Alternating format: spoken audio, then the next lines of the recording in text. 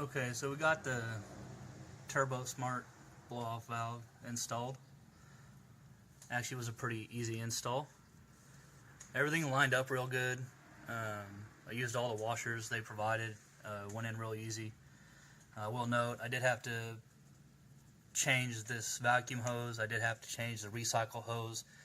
The stock blow-off valve was a little bit lower, so I just needed a hose with about an extra inch worth on each of them.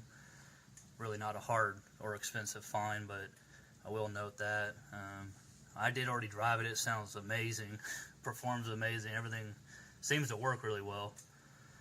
So I'll add a video on with the sound of it too. I love it. RBLife.